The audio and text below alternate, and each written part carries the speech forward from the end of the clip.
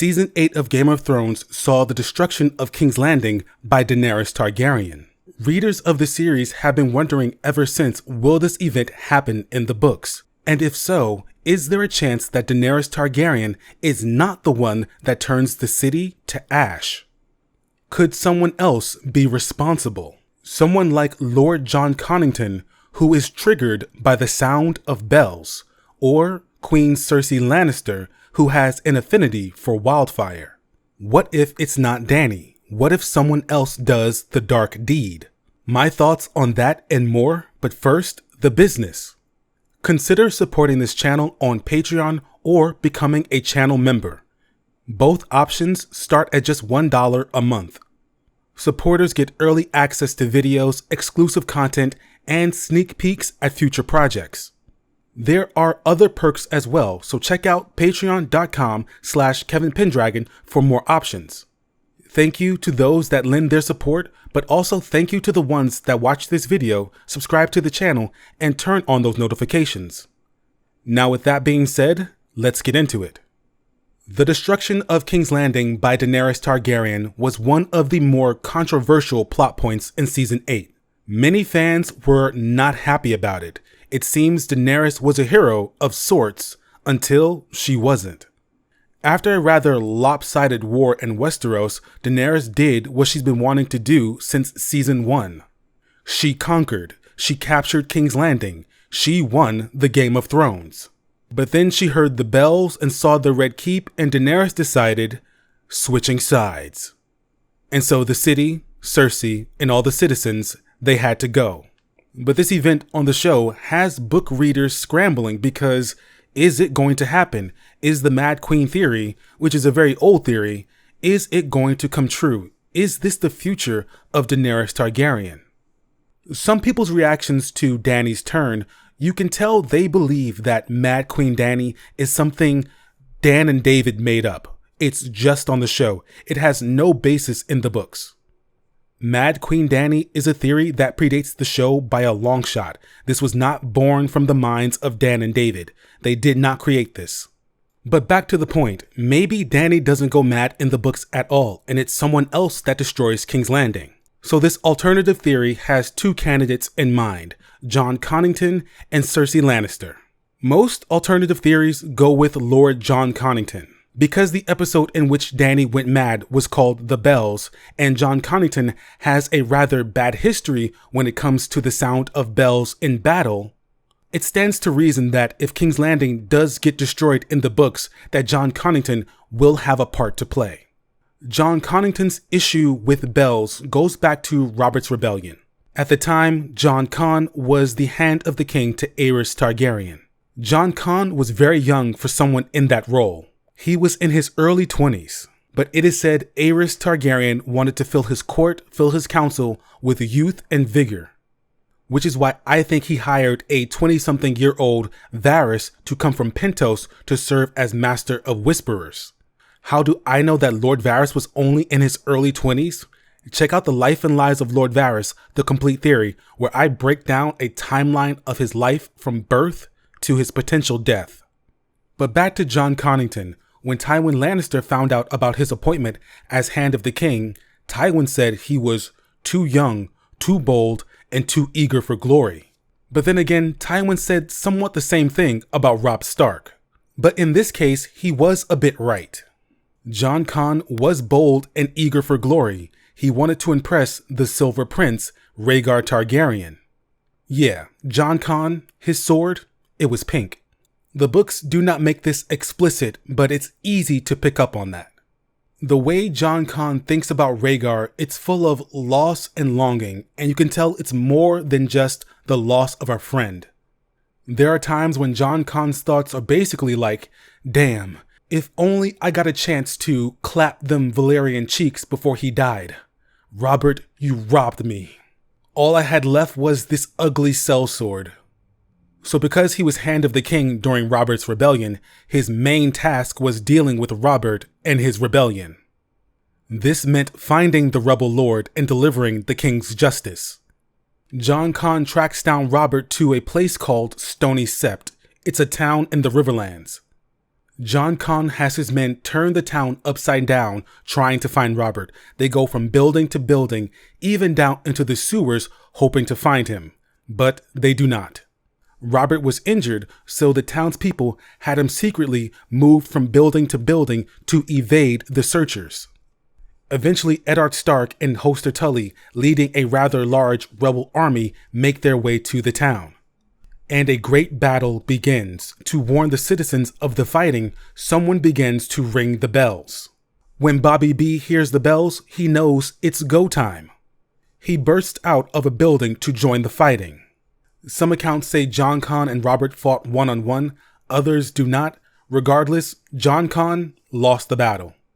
This event became known as the Battle of the Bells because, obviously, this was Jon's moment to kill Robert and end the rebellion.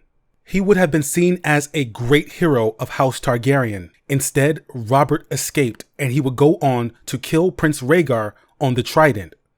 Jon Connington was stripped of his title as Hand of the King and sent into exile.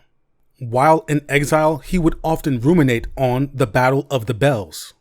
In a discussion with another sellsword, Jon says he did the best he could to stop Robert, that not even Tywin Lannister could have found him. And his sellsword companion tells him that's not true. Tywin Lannister would have burnt the entire city to the ground, including everyone in it, to ensure Robert was dead.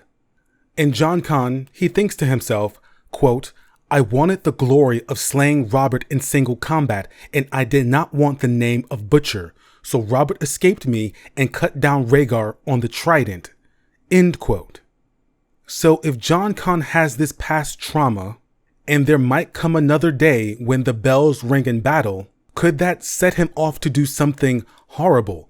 Would he today be willing to accept the title of Butcher?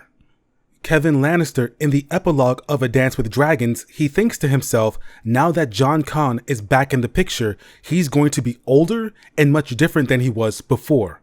This is no youth eager for glory and battle. He has spent all this time across the narrow sea being a sellsword, living in exile. This is a much harder man. And we also have to consider he is in charge of keeping young Griff, who claims to be Aegon Targaryen, alive. Which means Jon Connington has one last chance, one route for redemption. If killing a city full of innocents means putting Rhaegar's son, his beloved Silver Prince, if doing that puts his son on the Iron Throne, or at least secures a victory for him, would Jon Connington be willing to do that? I, for one, I do not think that Jon Connington will be the one to initiate the destruction of King's Landing. I don't think his trauma that stems from the Battle of the Bells works in such a way that he will in the future do something horrible when he hears the sound of bells. I think his trauma is so great, so deep-rooted within him, if he finds himself in a similar situation where bells are ringing during battle, it will completely break him. It will not induce him to do something terrible. It will not induce him to become a butcher. It will mentally shatter him.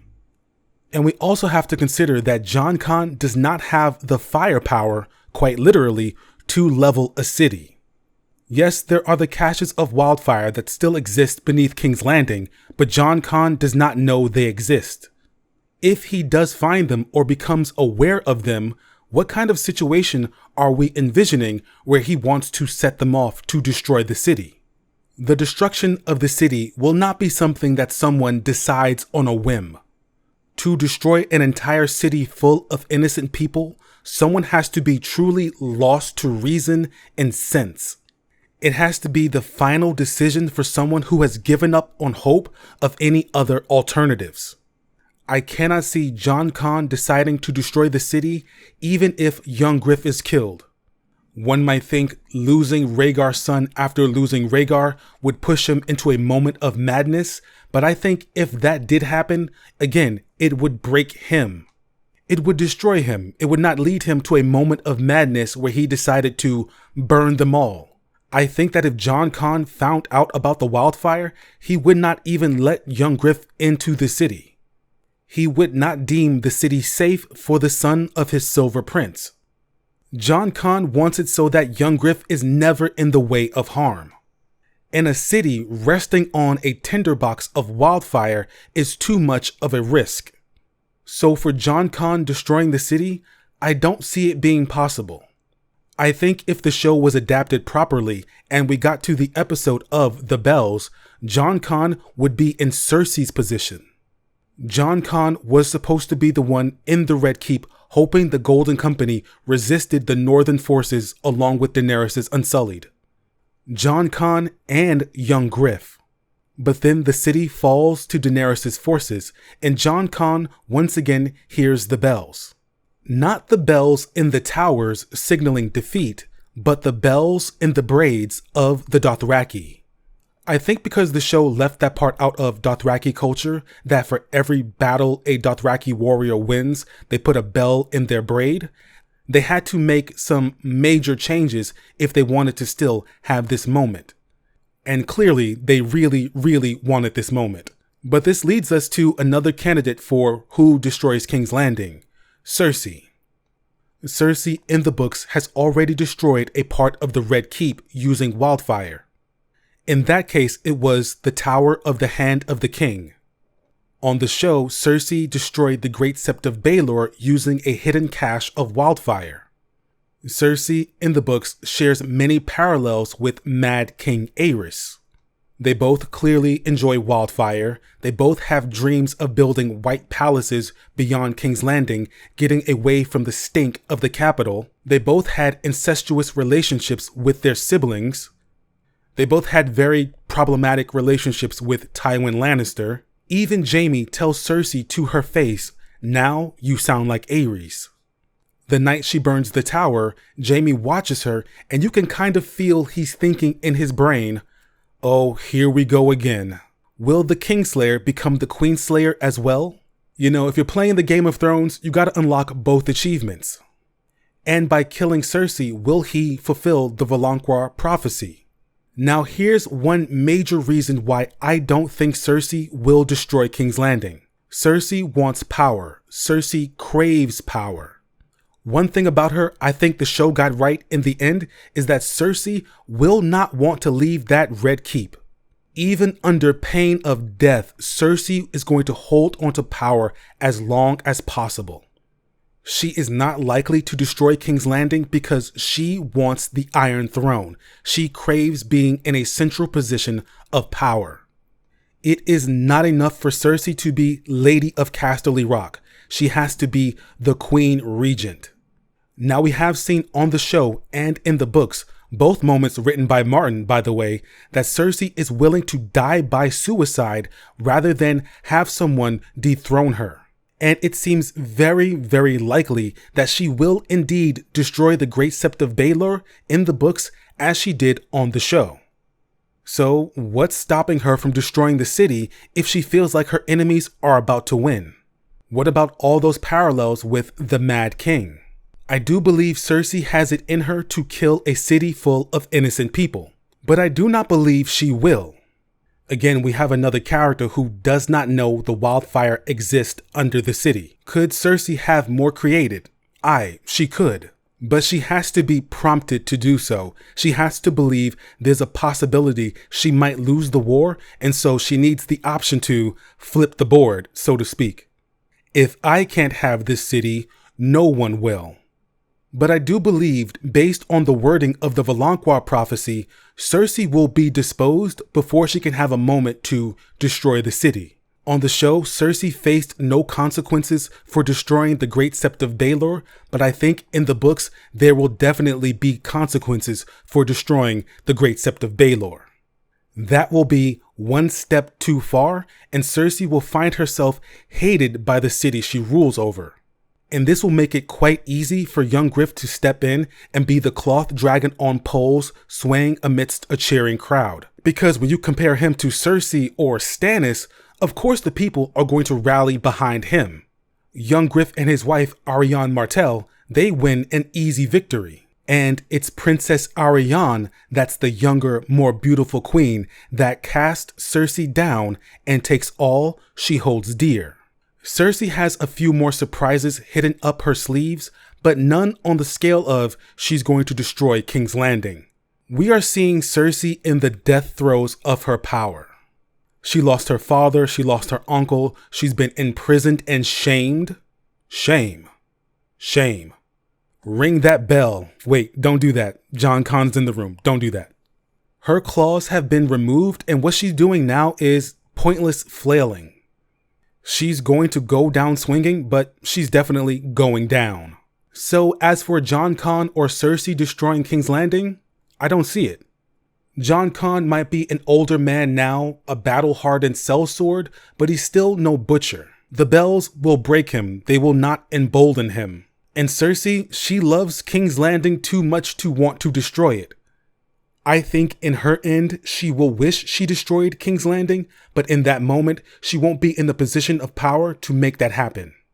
In the end, it's going to be Daenerys if anyone destroys the city, and it won't be by accident. I've seen it said that when Daenerys finally attacks the city, she will accidentally set off the caches of wildfire and destroy the city in the process.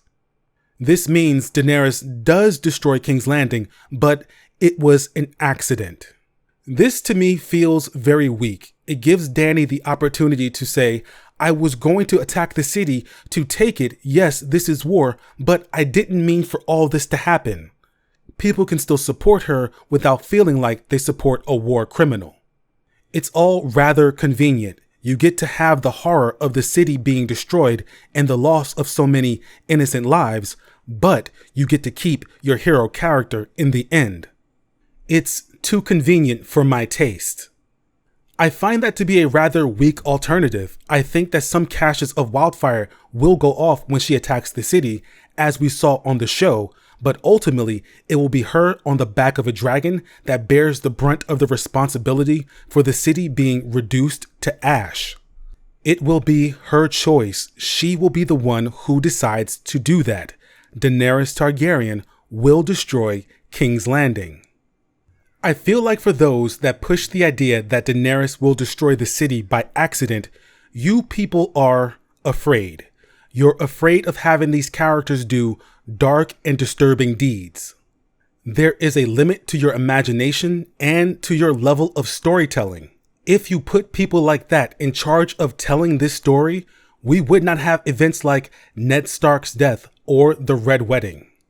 People like that, people who are afraid, people who lack daring, people like that, they are too scared of pushing the envelope.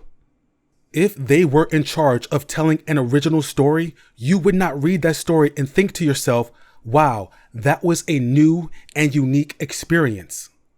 These people, it seems like they lack the ability to see what's never been done before. Meanwhile, George R.R. Martin, that man has, what's the word? He has the audacity. Martin, he will go there. He will push the envelope. And that's why this series is what it is. So one final thing, in the beginning of the video, I talked about the Mad Queen Daenerys theory. I know a lot of people out there, when it comes to Cersei and Aerys, they believe she is going to be the Mad Queen, and to have Daenerys fill a similar role would be redundant. Are we forgetting that Joffrey was a homicidal bastard and so was Ramsay Snow? Are we forgetting that at the end of the Dance of Dragons, there were 3 Mad Queens, Helaena, Rhaenyra, and Alicent? When Martin first envisioned the 4th book, he wanted Cersei and Daenerys' rules to be compared and contrasted. There's an idea that Daenerys and Cersei are foils of one another. But this has been taken so far by people who do not know what the word foil means in this context. They've taken it to mean Dany is the anti-Cersei. Dany is everything Cersei is not. Cersei is the evil queen. Dany is the good queen. That is not what is said. That was not the intention. But there are people in this fandom who seem to want to take these rich and complex characters and break them down into the most simplistic of elements. Either a character is good or they're evil. There's no in between, as if this series is about characters that are good and evil. But that's a topic for a different video, because this one is done. So that's been my thoughts on why I think Jon Con and Cersei will not be the ones that destroy King's Landing. Thank you all for watching. I hope you all enjoyed. If you did, please do all the call to action stuff. Like, subscribe, comment down below. Do you think Cersei and Jon Con have the potential to destroy King's Landing? Or will it be Dany like it was on the show? Ring the bell, consider supporting me on Patreon or becoming a channel member. Again, thank you for watching, and I will see you all for the next one.